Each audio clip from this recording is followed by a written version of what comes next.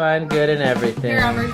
The only reason she was working 60 hours a week at the crappiest job ever because she didn't have a high school diploma. All of the hard things that I went through as a child. We have what seems to look like a bullet hole in one of our windows, but we have our suspicions.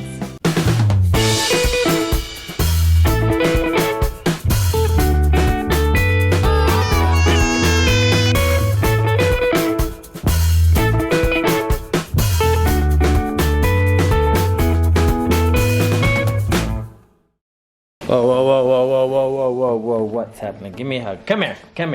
Okay, guys, good morning. I just wanted to talk about how much I love Evie. Uh-oh, 2 monkeys? Okay, 2 monkeys. Here we go. Let's do 2 monkeys. Here we go. Their favorite new game. So Frank, Evie. Oh. You guys ready? Yeah. 2 monkeys, 2 monkeys, 2 monkeys, 2 monkeys, 2 monkeys, monkeys.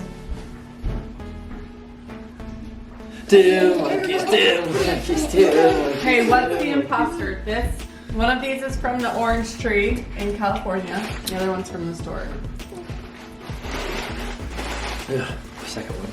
Was what? Store. Wrong. Really? Yeah. I did just brush my teeth, so I can't really tell. Oh. The first one was from the store. That's right. Yeah. 2 monkeys? Here, let's see if Nacho can tell. What's the, like... Wait. I know the difference. Hey, try this one. Okay, just a minute. You tell me. Okay, Here. I tell you which one's Tell me which one's better.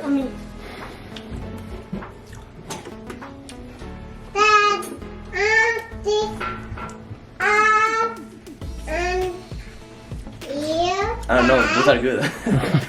Wait, The which second one? one is like acid, right? Yeah. More acid on the second one? Yeah. The second one is from the tree. And I don't know, both are good. They're both good. The sour one is from the tree. Yeah, it's sour, no. More sour. Mama, can I try? Good morning. Morning. Mama, can I do the test? I want to try. Those are good. Yeah, they're both good. Good morning, Susie. Okay, I'm gonna get. Hey, Frank. Yeah. What color? Let's see it. You guys, we just got our Find Good in Everything necklaces in. They're so cute. Ambree is rocking it. Find good, let's see. Find good in everything. Here, Ambree, see if you can tell me which one you think. Susie, is which better. color do you want? 2 monkeys? Yeah. Okay, just a minute. There's What color? 3 colors. Okay. Gold, Tree. Yeah. rose gold, and then silver. I'll take the gold. Gold, okay, open that up. I want rose gold. Rose gold, okay. Can you give me the rose gold? We are selling them, a fun little thing. We're gonna keep them super cheap in our store where we're selling the bread starts, so go check them out. I'll put a link here in the description. But just a little quick reminder, Find Good in Everything. Okay, I've been cleaning my room all day because it was getting really bad. And it's not done, it's not perfect, but it's much better. You can see, like, I cleared off this for the most part, and my dresser, made my bed, vacuumed the floor. This still needs some love, and the mirror's really dirty, but I was looking out the window watching these 3 little kids, my 3 littles, play, and they're having so much fun.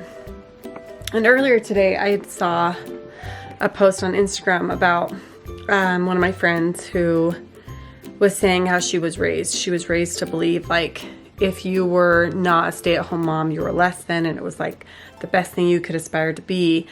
I'm not sure who taught her that, if it was her parents or church leaders or whatever, but or if it was just taught and then not, like, that's how she perceived it, right? So maybe even if someone said, like, the most important thing is the family, you know, or like I've heard quotes like, no success can compensate for failure in the home. I agree with those sayings, but I think that you can also take them to an extreme in your mind where you're like, oh, if my family's failing in any aspect, then all of my other successes are crap too, like, or that's the only thing I should be focusing on. No, like, it's easy to get distracted with extremes and black and white thinking. I do believe that the most important thing I can invest my time in is my family. Yet that is not always what I choose, and I think that that's okay, and I don't guilt myself about it, and I don't get upset about it. It's just something that I have to remind myself to focus on. So I was just observing how, like, I wasn't raised with that mentality at all.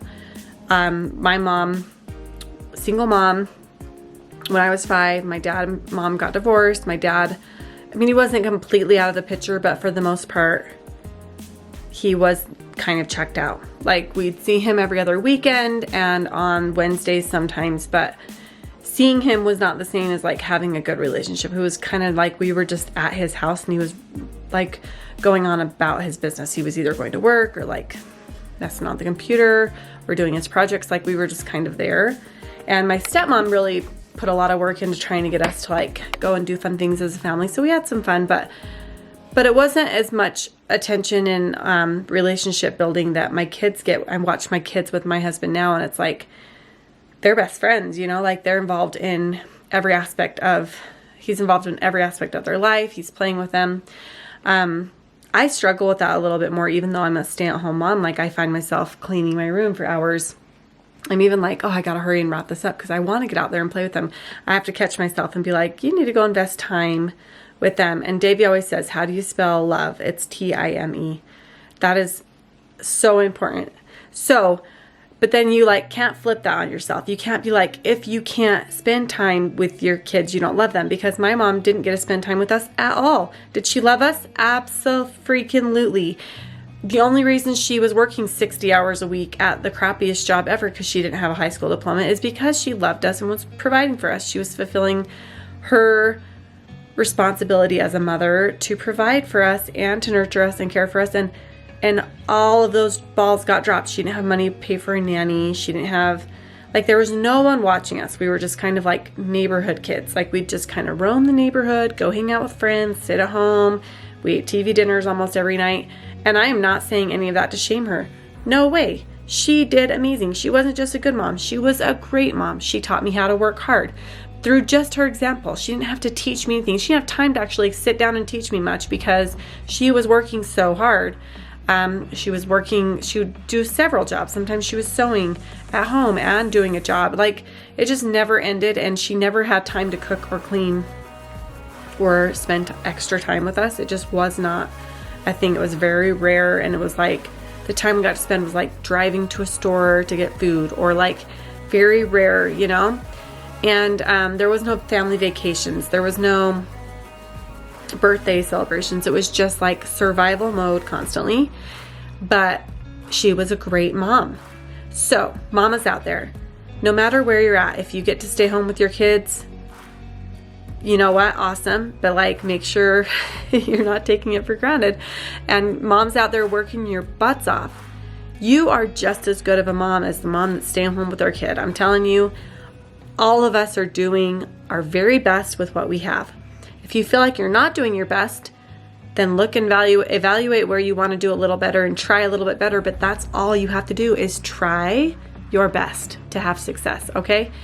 Success is not going to be measured on what degree your kids get or what job your kids get or how much nice clothes you can buy them. That is not how we measure success. If you're doing your best, then you're having success, okay? So it kind of made me sad for a second, thinking like, oh, how did they get it so wrong teaching her that, you know? But then I'm like, you know what? Maybe she just took it that way.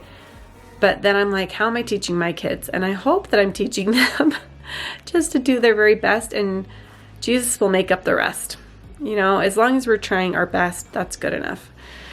So that's the thought I want to leave with you guys. I hope that you took some good out of that, because I was just rambling on. But I'm going to go play with my kids now, because I've been cleaning and talking, and I need to go play and make some memories with them and spend some time with them. Okay, wait, I was on my way out and I saw these sitting by each other. These are the old sandals I got off like a Facebook ad a couple years ago, and I love them. I wore them obviously every day until I'm destroying them. Got them wet, wore them to Lake Powell, to the beach, everything. But I found them and I'm selling them now, because this is the new pair. This is what they look like new. This is what they look like 2 years worn every single time you get the opportunity to. Still super comfy, just the back started peeling a little bit, but they're not bad quality at all. Like, they've lasted amazing for what I put them through. So here they are. I'm gonna be selling them. I only have a couple, guys, I'm sorry. I'm gonna try to get some more in, but sizes will go fast. So check them out. Look how cute they are. They seriously go with everything. You can dress them up, dress them down, because they're clear. But I'm gonna go play with the kids now. Okay, bye. What's going on? You guys wanna play with Mama?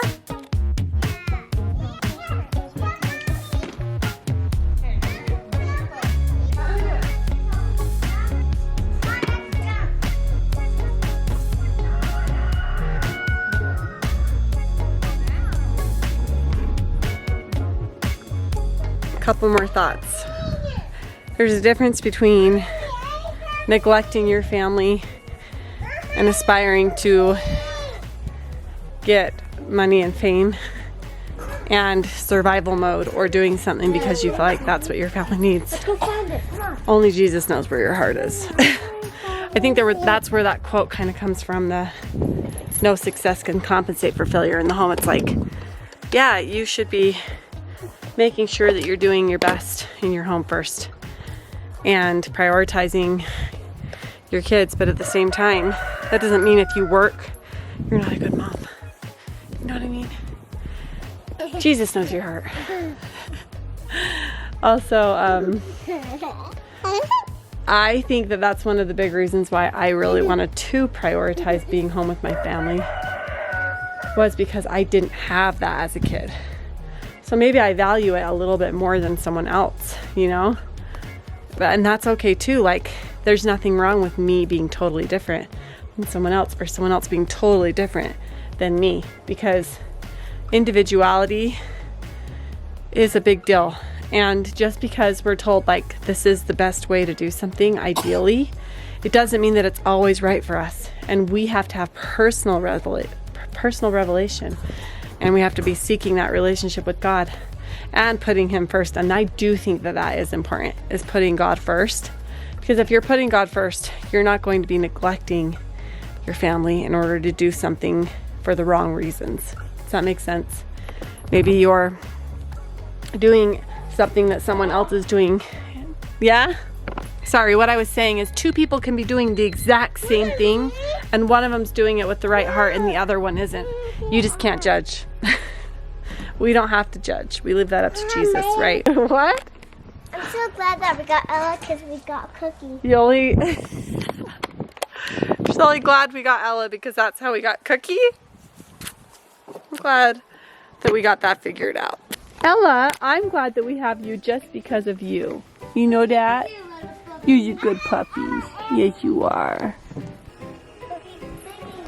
Also, obviously, all of the hard things that I went through as a child didn't ruin me, and I can't ruin anyone unless they choose to let it.